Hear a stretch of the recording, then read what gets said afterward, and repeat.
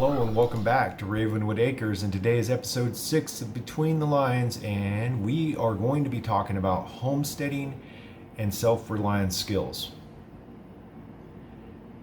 So our backstory here is back in 2016, the family and I purchased a home on 5 acres, and we started our homesteading adventure. However, it's still very much so in its infancy. And because of my service in the Army, I am now stationed in South Korea and will be for about a little over a year now, or for another year until I retire from the Army.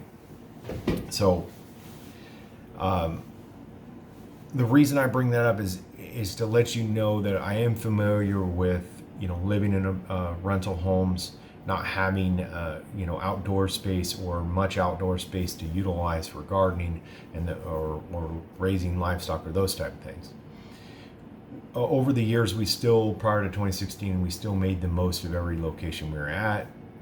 Sometimes it was only a small set of containers and some tomatoes and those type of things, but we did definitely try to make the most of it. Always bettering ourselves, always learning more. So that brings me kind of the second reason. I have two reasons why I want to bring this subject up. Is in this space, and when I say this space, I'm talking about homesteading, self-reliance, prepper space. You hear as Jack Spirko likes to refer to all the time, the toolbox fallacy. The reason why, and make the excuses why you can't do something. How you can't prepare, you can't do this. You got to make the most of it, folks. And for me, those are my goals. While I'm here living in an apartment in South Korea, I'm away from my family and my homestead, all things I love very much, and I've got to make the most of it and learn stuff while I'm here. And what better to do than learn how to ferment food? That's the main subject here that we're going to be talking about, and the second one will be pickling food. More so in the fermenting food. So a while back I purchased this book called The Fermented Vegetables by Kirsten and Christopher Schocke. Great book. Goes into all the details of the fermenting process and then has some awesome recipes. They have some other books, and I've even found some of their videos on YouTube. They have a website. All that stuff will be linked down below. This is not, though, let me stop right there. This is not how to. There's plenty of videos on that are people that are experts, which I am not, novice. Why fermented foods? Well, for one, it's cheap. It's easy to do in my situation. You'll see here in the video, when talking the cheap part, 2 jars, some cabbage, and some salt, and a stick that I use to, to smash down the things.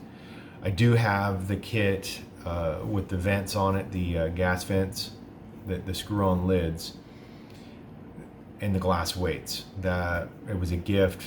They sell those on Amazon. It's a 3-pack. It has 3 lids and 3 glass, and then a little suction thing to remove the excess air, I guess, out of the top of the jar, which I don't think is necessary. There's plenty of ways to do fermenting without that, so don't let those things limit you.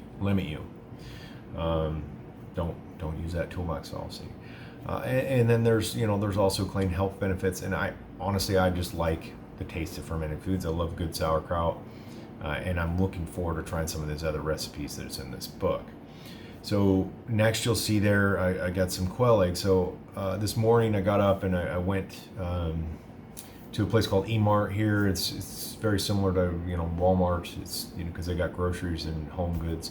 I needed some home goods, and of course groceries are pretty decently priced over there. So, and I knew they sell quail eggs, and so I picked up some quail eggs, boiled those up, and then proceeded to mess up a bunch of them while if you haven't peeled quail eggs, you've done chicken eggs and they frustrated you, give quail eggs a try. But next time when I'm over at E-Mart, I'm going to pick up a bag. They sell them in a bag of already boiled and peeled quail eggs. I'm going to cheat, so whatever.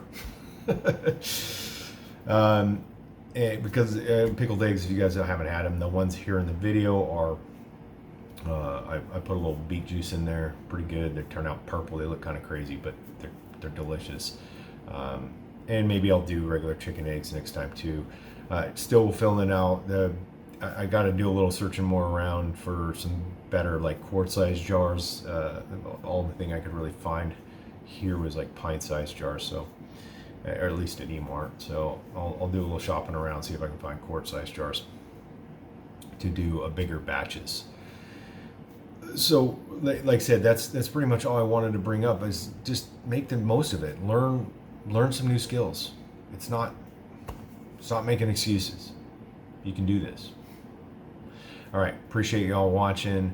Don't forget to probably ask questions, thumbs up, subscribe, follow me at my other social media accounts that are linked down below, and have a great day.